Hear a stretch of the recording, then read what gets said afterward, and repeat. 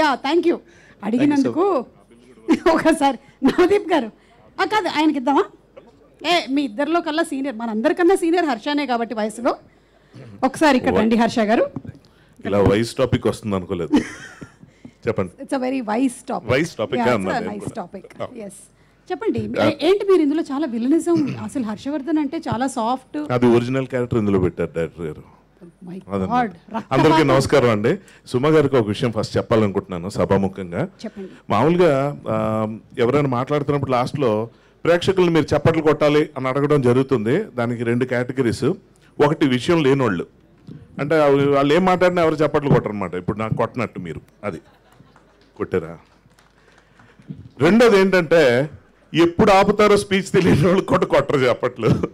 సుమా గారు ఆ category. So ఇంకా మాట్లాడతారేమో అని చెప్పి అందరు సైలెంట్గా ఉన్నారు తప్ప మీ అభిమానులందరినీ మీరు తక్కువగా అంచనా వేశారు సుమ గారు. వాళ్ళు నన్ను చూసి అవాక్కైపోయి చప్పట్లు కొట్టడం కూడా మర్చిపోయి ఉన్నారు. హర్ష పక్క ఫ్లాట్ లోనే ఉన్నారు, జాగ్రత్త. ఆవిడ పొగిడే అవకాశం పక్క వాళ్ళకి ఎవరు? ఈ సినిమా టైటిల్ కి నాకు ఉన్న సంబంధం ఆవిడకన్నా బాగా ఎవరికి తెలియదు. ఎందుకంటే ఆ భర్త గారు ఆడించే నాట్యంలో మేము అందరం చాలా మందిలో నేను ఒకడిని. అండ్ ఫస్ట్ ఆఫ్ ఆల్ ఈ ఈవెంట్లో దొరసాని టీంని చూడటం చాలా సంతోషంగా ఉంది. Anand and Shivathmika and of course మా ప్రొడ్యూసర్ గారు మధురసేదర్ గారు. సో కేవీఆర్ గారు అంటే నాకు ఆ సినిమా నుంచే అఫ్కోర్స్ ఎవరికైనా ఇష్టం. అటువంటి సినిమాలో నేను చేయలేకపోయినా ఫీలింగ్ ఆ మూవీ చూసినప్పుడు నాకు కలిగింది.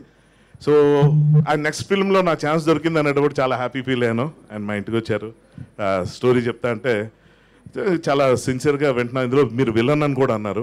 అదిరిపోయింది. ఇలాంటి ఇంత సీరియస్ డైరెక్టర్ ఫిల్మ్లో విలన్గా చేయడం అంటే చాలా మంచి విషయం. థ్యాంక్ గాడ్ అనుకున్నాను. అక్కడి నుంచి ఆయన స్టోరీ చెప్పడం స్టార్ట్ చేశారు. అప్పుడు స్టార్ట్ అయిందండి నరకం. నాకేమో నవ్వు వస్తుంది, ఆయన ఏమో చాలా సీరియస్గా చెప్తున్నారు.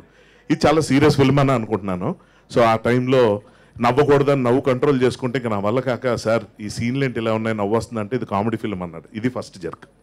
సో ఇంత సీరియస్ డైరెక్టర్ దగ్గర నుంచి ఇంత ఎంటర్టైనింగ్ ఫిల్మ్ వస్తుందని అప్పుడు నేను అనుకున్నట్టే ఇప్పుడు చాలామంది అనుకోరు. వాళ్ళందరికీ ఈ ఫిల్మ్ పెద్ద సర్ప్రైజ్ అవుతుంది.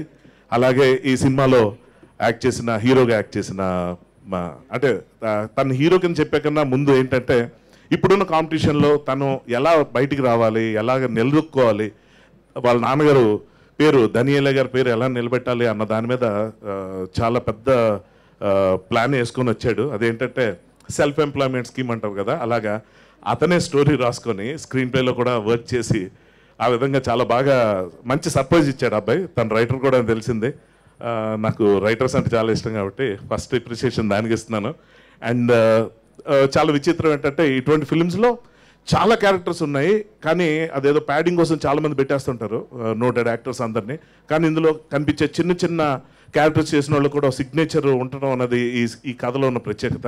అందుకే ఈ సినిమా నాకు చాలా ఇష్టమైంది. అండ్ మోరోవర్ ఈ సినిమా ఇక్కడికి వచ్చిన తర్వాత నాకు తెలిసింది ఏంటంటే ఇది మ్యూజికల్ ఫిల్మ్ అని కూడా నాకు వివేక్ సాగర్ ఎందుకు పెట్టారో అర్థమైంది. Songs were really surprising. KVR గారు నేనైతే ఎక్స్పెక్ట్ చేయలేదు.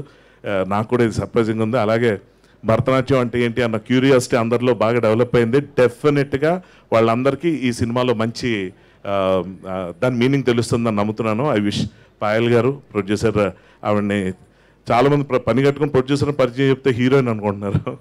And such a wonderful team. అసలు స్ట్రెస్ అన్నది లేకుండా ఇందాక ఆదిత్య గారు చెప్పినట్టు ఆవిడ కాన్ఫిడెంట్గా రిప్లై అవి ఇస్తుంటే ఆ స్ట్రెస్ అన్నది లేకుండా చేశారంటే సినిమా ఎంత బాగా వచ్చింది అన్నది అక్కడ అర్థమైపోతుంది. I wish the entire team all the best.